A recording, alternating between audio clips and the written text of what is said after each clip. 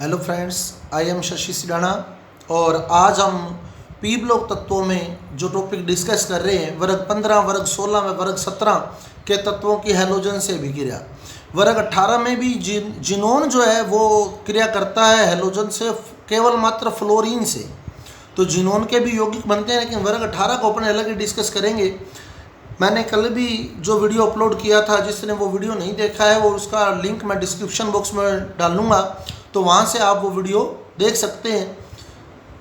Halogen से अभिक्रिया पहले मैं टॉपिक वो उठा रहा हूँ जो सभी फैमिलीज़ के अंदर कॉमन है, ताकि अपने को इजीली क्लियर हो सके, अलग अलग फैमिली में अलग अलग ना पढ़ना पड़े।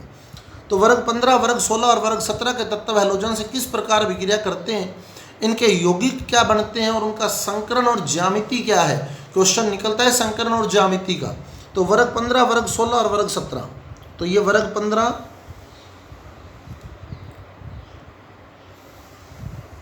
ये वर्ग 16 और ये वर्ग 17। वर्ग 15,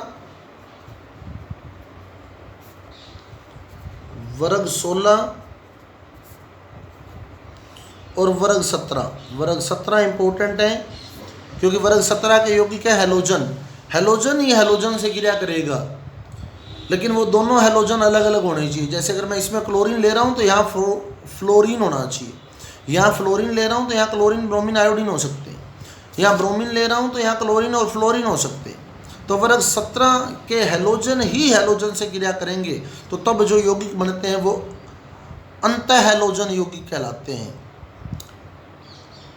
अंतर हैलोजन यौगिक, तो उन यौगिकों को हम लोग अंतर हैलोजन यौगिक बोलते हैं, इंटर हैलोजन कंपाउंड्स। तो अंतर हैलोजन यौगिक एक बहुत ही इंपॉर्टेंट टॉपिक है और इसमें से भी क्वेश्चन निकलते हैं, अभी अपने डिस्कस करेंगे। तो वर्ग 15 का जो विन्यास पढ़ा था हमने NH2NP3, वर्ग 16 का विन्यास था NH2NP4, वर्ग 17 का विन्यास था NH2NP5। ये बातें कल अपने डिस्कस कर चुके हैं। तो जिन्होंने पिछला वीडियो नहीं देखा है वो डिस्क्रिप्शन बॉक्स से जो लिंक दिया हुआ है डिस्क्रिप्शन बॉक्स में, वहाँ से वो वीडियो देखें, उसके बाद आगे चलें। तो हैलोजन से अभिक्रिया वर्ग 15, वर्ग 15 का जो था वो NH2NP3 विन्यास था।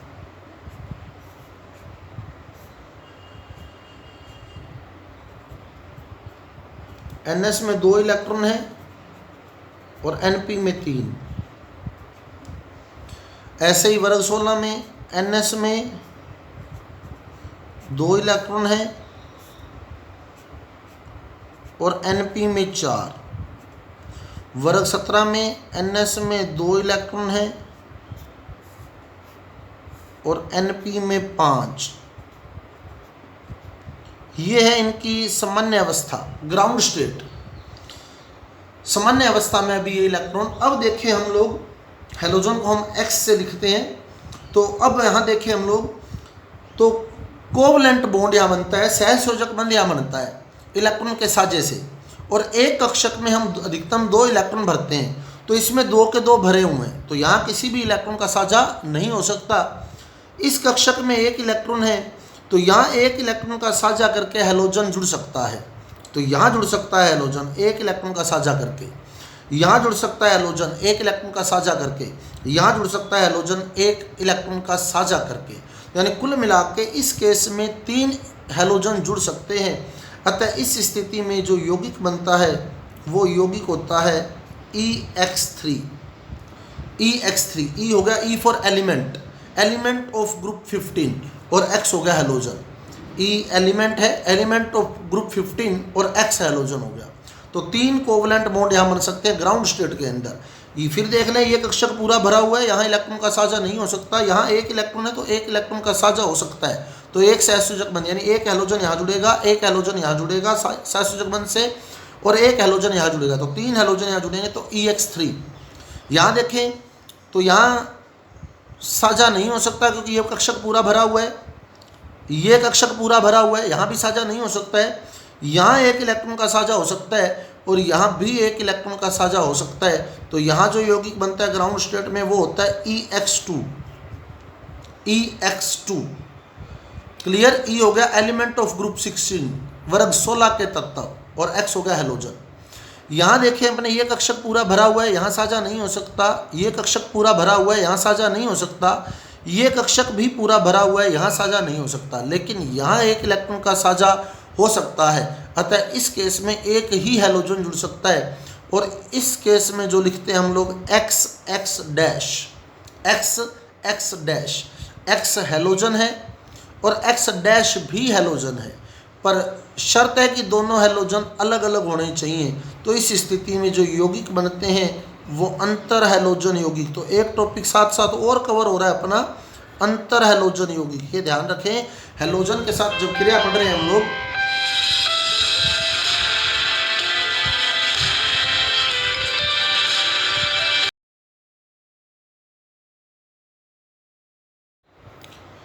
तो अंतर हैलोजन यौगिक। अब अंतर हैलोजन यौगिक क्या है? तो अंतर हैलोजन यौगिक जो है दो अलग अलग हैलोजन से बना होता है। तो इसे हमने एक्स एक्स डैश से व्यक्त किया है। एक्स जो है वो कम विद्युत ऋणता वाला हैलोजन है और एक्स डैश जो है वो ज़्यादा विद्युत ऋणता वाला हैलोजन है। जैसे हम लिखें ClF, तो Cl की विद्युत ऋणता कम है, F की विद्युत ऋणता ज़्यादा है। और कॉमन सी बात है, पहला तत्व कम विद्युत ऋणता वाला ही लिखा जाता है, क्योंकि पहले धनायन और बाद में ऋणायन लिखना है। तो धनायन जो कम विद्युत ऋणता वाला होगा वो होगा, और ऋणायन जो ज़्यादा विद्युत ऋणता वाला होगा वो होगा। तो BrF। यहाँ देखें तो OF2, इसका एग्जाम्पल आ गया OF2। O वर्ग 16 का तत्व है। SeCl2, Se भी वर्ग 16 का तत्व है। TeCl2, Te भी वर्ग 16 का तत्व है। यहाँ देखें तो NCl3, PCl3, SbCl3, ये वर्ग 15 के तत्व हैं। तो NCl3, PCl3, EX3 के एग्जाम्पल हो गए। अब चलें अपने फर्स्ट एक्साइटेड स्टेट में, प्रथम उत्तेजित अवस्था में। तो उत्तेजित अवस्था में हम क्या करते हैं, S वाला इलेक्ट्रॉन D में ले जाते हैं, क्योंकि आगे D खाली पड़ा है इसका पूरा, Nd 0 है। तो अब हम S वाला एक इलेक्ट्रॉन निकाल लेंगे और उसे D में ले जाएंगे। P में तो थे ही अनपेयर्ड, अगर P में कोई जोड़ा होता, P में पेयर होता, तो हम P वाला इलेक्ट्रॉन उत्तेजित करते। लेकिन अब S में जोड़ा है तो हम S वाला इलेक्ट्रॉन उत्तेजित करके D में ले जाएंगे। तो ये D में आ गया, तो S वाला इलेक्ट्रॉन D में आ गया। तो अब देखें यहाँ कितने बंध बन सकते हैं, यहाँ भी साझा हो सकता है, यहाँ भी साझा हो सकता है, यहाँ भी और यहाँ भी। तो यहाँ 5 बंध बन सकते हैं। तो दूसरे जो यौगिक बनते हैं EX5, EX5। तो हमारी बुक में EX5 दिया हुआ है, तो हमारी बुक कहती है कि वर्ग 15 के तत्व हैलोजन से विक्रिया करके EX3 व EX5 प्रकार के यौगिक बनाते हैं। तो वो अपने आप सोचे, उसकी क्रैमिंग नहीं करे कि कैसे EX3 और EX5 बना है। एग्जाम्पल देख लें PCl5। तो यहाँ एक इम्पोर्टेंट क्वेश्चन और भी निकलता है कि PCl5 तो बनता है पर NCl5 नहीं बनता। PCl5 तो बनता है पर NCl5 नहीं बनता। क्यों नहीं बनता? क्योंकि नाइट्रोजन के पास D कक्षक उपस्थित नहीं होते, नाइट्रोजन के पास D कक्षक उपलब्ध नहीं होते, क्योंकि उस पर D होते ही नहीं, तो ये वाला इलेक्ट्रॉन उत्तेजित होकर आगे नहीं जा सकता। तो नाइट्रोजन जो है वो 3 ही बंध बना सकता है, अतः सिर्फ NCl3 ही बनेगा, NCl5 नहीं बनेगा। क्लियर? अब आगे चले वर्ग 16 में। तो वर्ग 16 में उत्तेजित अवस्था देखें अपने, तो इसके P में भी जोड़ा था। तो पहले जब उत्तेजित अवस्था लाएंगे तो हम P वाले जोड़े का इलेक्ट्रॉन निकाल के D में लेके जाएंगे। तो जो P में जोड़ा था ये वाला, इसका हम एक इलेक्ट्रॉन निकाल के D में ले गए। क्लियर? अब यहाँ एक ही इलेक्ट्रॉन रह गया। अब देखें अपने, तो यहाँ साझा नहीं हो सकता, यहाँ हो सकता है साझा, यहाँ हो सकता है, यहाँ हो सकता है और यहाँ हो सकता है। अतः यहाँ 4 बंध बन सकते हैं। तो EX4 यौगिक बनेगा यहाँ, EX4। क्लियर? अब उसमें चलें तो प्रथम उत्तेजित अवस्था देखें, तो जो P में ये वाला जोड़ा था इसका इलेक्ट्रॉन जाएगा D में। तो इसका एक इलेक्ट्रॉन चला गया किसमें? D में। इसका एक इलेक्ट्रॉन निकल के D में चला गया। तो अब यहाँ कितने बंध बन सकते हैं देखें, यहाँ साझा नहीं हो सकता, यहाँ नहीं हो सकता, यहाँ हो सकता है, यहाँ हो सकता है, यहाँ हो सकता है। तो 3 जगह साझा हो सकता है। तो यहाँ बनेगा XX-3, XX-3, 3 बंध बनेंगे यहाँ XX-3। अब एग्जाम्पल देख लें इसके, तो इसका एग्जाम्पल तो आ गया SeCl4, TeCl4। इसका एग्जाम्पल बन जाएगा हमारे पास ClF3, BrF3। क्लियर। अब इसमें तो ये दो ही हैलोजन बनेंगे, लेकिन इसमें अभी भी उत्तेजित अवस्था आ सकती है। ये वाला इलेक्ट्रॉन भी उत्तेजित होकर आगे जा सकता है, तो अब इस इलेक्ट्रॉन को भी उत्तेजित करके आगे ले जाना है। अब इसमें सेकेंड एक्साइटेड स्टेट द्वितीय उत्तेजित अवस्था भी आएगी, तो ये वाला इलेक्ट्रॉन भी उत्तेजित होकर आगे जाएगा। तो ये तो पहले ही आ गया था, अब ये वाला इलेक्ट्रॉन भी उत्तेजित करके हम आगे ले गए। अब आप देखिए कितने बंद बन सकते हैं यहाँ, 1 2 3 4 5 6 बंद बन सकते हैं। तो EX6 एग्जाम्पल SF6। तो इस प्रकार वर्ग 16 के जो तत्व हैं EX2, EX4 व EX6 प्रकार के हैलाइड बनाते हैं। तो हैलोजन से क्रिया करके वर्ग 16 के तत्व EX2, EX4 व EX6 प्रकार के यौगिक बनाते हैं। और TeCl6 का स्थायित्व जो होता है वो कम होता है TeCl4 से। इंपॉर्टेंट क्वेश्चन है, TeCl6 का स्थायित्व TeCl4 से कम होता है। इसका कारण है अक्रिय युग्म प्रभाव। पिछले वीडियो में मैंने बताया था आपको अक्रिय युग्म प्रभाव क्या है। S का जो जोड़ा है वो नीचे जब जाते हैं तो बंद बनाने में भाग नहीं लेता, तो जब वो बंद बनाने में भाग ही नहीं लेगा तो ये वाला इलेक्ट्रॉन उत्तेजित होकर आगे नहीं जाएगा। तो Te जो होता है वो अक्रिय युग्म प्रभाव के कारण 4 ही बंद बना पाता है, 6 बंद नहीं बना पाता।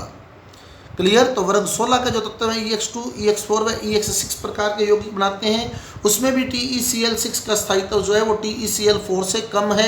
इसका कारण अक्रिय युग्म प्रभाव है। Te के जो यौगिक हैं उनमें Te का अक्रिय युग्म प्रभाव होता है, इसलिए Te जो है वो Cl6 के साथ TeCl6 जो होता है वो अस्थायी होता है। अब चले वर्ग 17 पे। तो वर्ग 17 में सेकेंड एक्साइटेड स्टेट लाइन।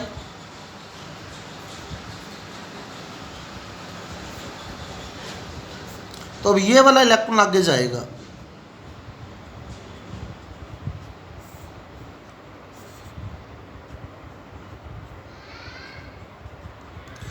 तो ये वाला इलेक्ट्रॉन आगे जाएगा।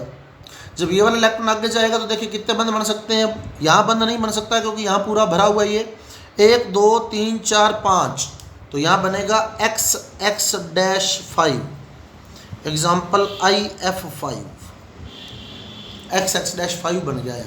तो ये अंतर हैलोजन यौगिक चल रहे हैं। अब इसमें अगली उत्तेजित अवस्था भी आएगी क्योंकि अभी यहाँ इलेक्ट्रॉन पड़ा है तो वो आगे जाएगा। तो अब S वाला इलेक्ट्रॉन निकल कर आगे D में चला गया। तो अब देखिए हम लोग, जब S वाला इलेक्ट्रॉन निकल कर D में चला गया तो यहाँ साझा हो सकता है, यहाँ साझा हो सकता है, यहाँ साझा हो सकता है, यहाँ साझा हो सकता है, यहाँ भी साझा हो सकता है, यहाँ भी साझा हो सकता है और यहाँ भी साझा हो सकता है। तो इस प्रकार यहाँ 7 बंद बन सकते हैं। तो XX-7 एग्जाम्पल IF7। तो इस प्रकार वर्ग 17 के जो यौगिक हैं वो हैलोजन से क्रिया करके XX-, XX-3, XX-5 और XX-7 यौगिक बनाते हैं और इन्हें हम अंतर हैलोजन यौगिक बोलते हैं। सूत्र जो हमने लिखा है उनमें दोनों हैलोजन अलग अलग होने चाहिए। पहला हैलोजन कम विद्युत ऋणता वाला, दूसरा हैलोजन ज़्यादा विद्युत ऋणता वाला। और हमारी बुक जो कहती है वो ये कहती है कि अंतर हैलोजन यौगिक का जो फार्मूला है वो XX-N है, XX-N है, जहाँ N बराबर 1 3 5 7। तो यहाँ देखें आप, यहाँ N का मान 1 हो गया, यहाँ N का मान 3 हो गया, यहाँ N का मान 5 हो गया, यहाँ N का मान 7 हो गया है। क्लियर। तो इस प्रकार हैलोजन से क्रिया सारे फैमिलीज की हो जाती हैं। अब इनके संकरण भी देखने लगे हाथ। संकरण देखिए EX3 का, तो यहाँ जो संकरण आया वो sp3, S कक्षक 1 और P कक्षक 3, तो संकरण बना sp3 संकरण, sp3 संकरण, क्योंकि एक S कक्षक और 3 P कक्षक यूज हुए हैं। तो यहाँ जो संकरण बना है वो sp3 संकरण बना है। आगे चलें तो यहाँ तक अपने कक्षक यूज कर लिए। तो जब यहाँ तक कक्षक यूज कर लिए तो S एक कक्षक, P के कितने कक्षक 3 कक्षक और D के कितने कक्षक 1 कक्षक, तो 1 S 3 P और 1 D, sp3D संकरण, sp3D संकरण। क्लियर। तो यहाँ sp3 संकरण है, यहाँ sp3D संकरण है। फिर यहाँ चलें तो इतने कक्षक हमने यूज किए हैं अभी। तो sp3 संकरण आया यहाँ, एक s कक्षक यूज हुआ है और 3 p कक्षक यूज हुए हैं। यहाँ चले तो हमने यहाँ तक कक्षक यूज कर लिए, तो s कक्षक 1 यूज किया, p कक्षक 3 यूज कर लिए और d कक्षक 1 यूज कर लिया, तो sp3d संकरण। यहाँ चलें तो हमने यहाँ तक कक्षक यूज कर लिए हैं, तो एक s कक्षक यूज किया है, 3 p कक्षक यूज किए हैं और 2 d कक्षक यूज किए हैं, तो sp3d2 संकरण। इधर चलें अपने, तो हमने एक s कक्षक यूज किया है और 3 p कक्षक यूज किया है, तो यहाँ अपने पास आता है sp3 संकरण।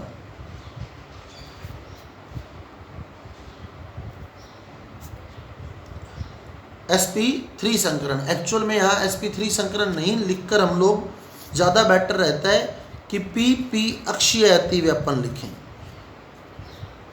इसीलिए हमारी बुक में इसका संकरण नहीं दिया हुआ, क्योंकि यहाँ pp अक्षीय अतिव्यापन ज़्यादा बेटर रहता है, क्योंकि इसका भी p कक्षक इसका भी p कक्षक आपस में एक्सियल ओवरलैपिंग करके सिग्मा बॉन्ड बना देते हैं, इसलिए इसका संकरण नहीं दिया होता हमारी बुक्स के अंदर। आगे चलें, इसमें संकरण आएगा, तो यहाँ तक कक्षक हमने यूज किए, तो s कक्षक कितने 1, p कक्षक कितने 3 और d कक्षक कितने 1, तो sp3d संकरण। इसको देखें तो यहाँ तक कक्षक यूज कर लिए हमने, तो s कक्षक कितने यूज किए 1, p कक्षक कितने यूज किए हैं 3 और d कक्षक कितने यूज किए हैं 2, तो sp3d2 संकरण। अब इस पे चलें तो s कक्षक कितने यूज किए 1, p कक्षक कितने यूज किए 3 और d कक्षक कितने यूज किए 3, तो sp3d3 संकरण, sp3d3 संकरण। तो इस प्रकार संकरण क्लियर कर लेते हैं हम लोग सभी का। ex3 का संकरण sp3 है वर्ग 15 में, ex5 का sp3d है, ex2 का वर्ग 16 में sp3 है, ex4 का sp3d है, ex6 का sp3d2 है। अब इसमें pp अक्षीय अतिव्यापन होता है, तो यहाँ संकरण नहीं पढ़ते हम लोग। यहाँ xx-3 में sp3d संकरण है, xx-5 में sp3d2 संकरण है और xx-7 में sp3d3 संकरण है। अब इनकी ज्यामितियाँ भी देख लें। जब sp3 संकरण होता है तो एक्चुअल में हम चतुष्फलकीय शेप देने का प्रयास करते हैं।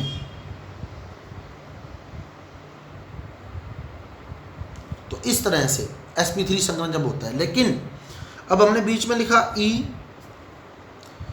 पहले कक्षक में एक लोन पेयर है, तो ये मैंने लोन पेयर लगा दिया।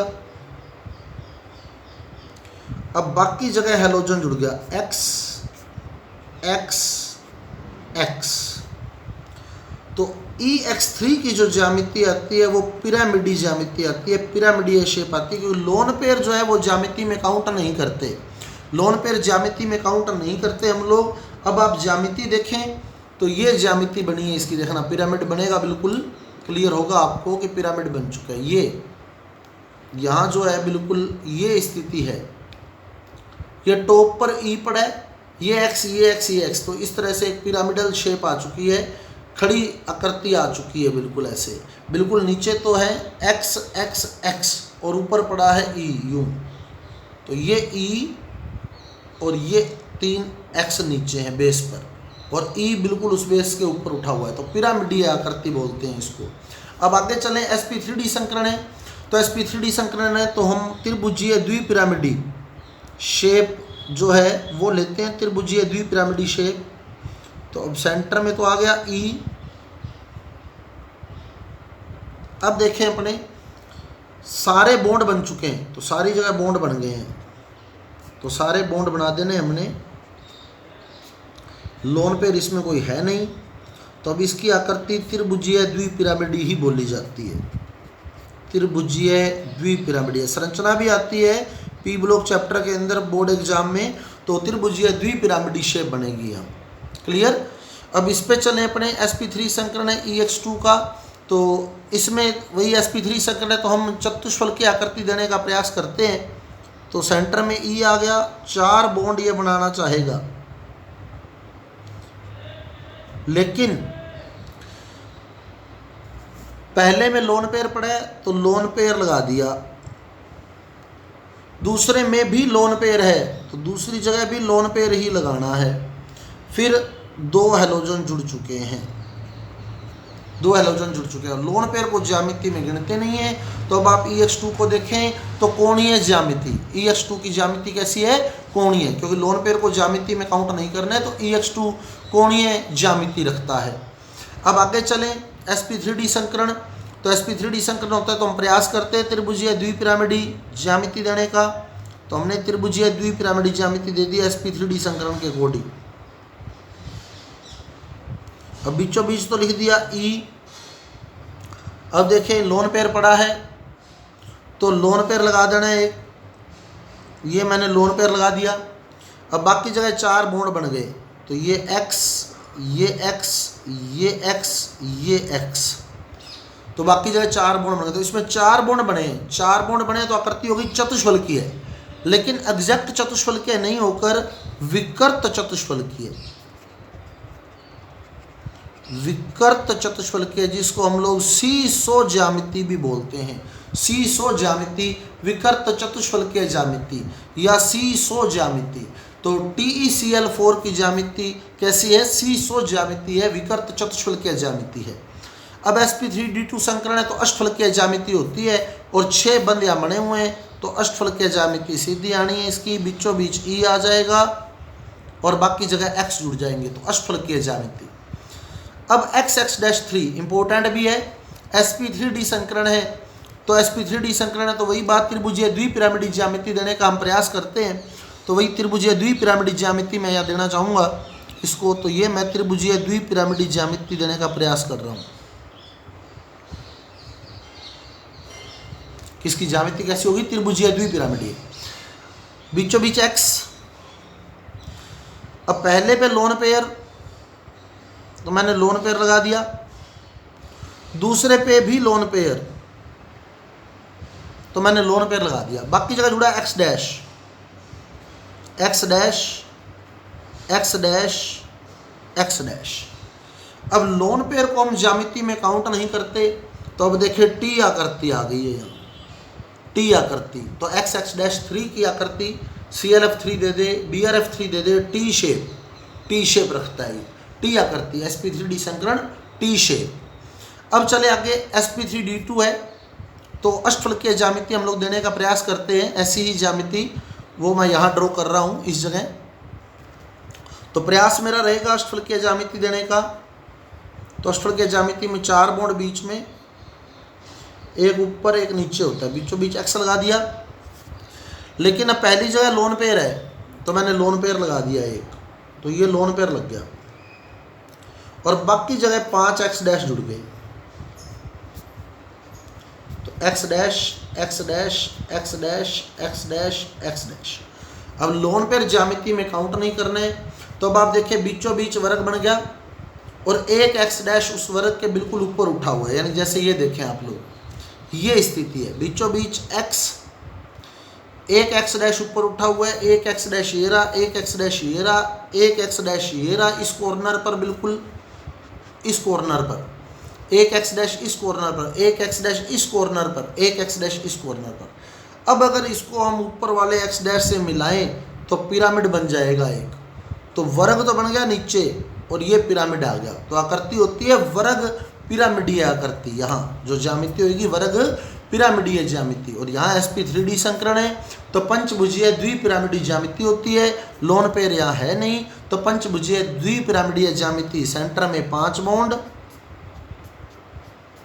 एक बॉन्ड ऊपर और एक बॉन्ड नीचे, डायरेक्ट शो किया जाएगा। XX-7 की ज्यामिति हमारे पास पंचभुजीय द्विपिरामिडीय ज्यामिति।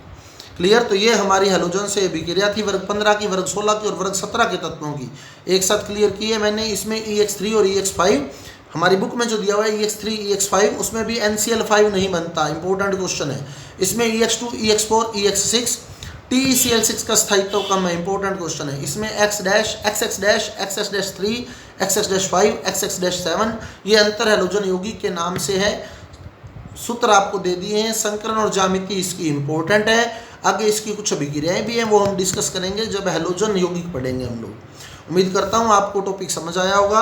अगर आपको मेरा वीडियो समझ आया है तो कृपया इसे ज़्यादा से ज़्यादा आगे शेयर करें ताकि ये किसी ज़रूरतमंद विद्यार्थी तक पहुँच सके। बहुत से विद्यार्थी ऐसे हैं, फिर बता दूँ मैं आपको, जो धन के अभाव में महंगे कोचिंग संस्थानों तक नहीं पहुँच पाते हैं।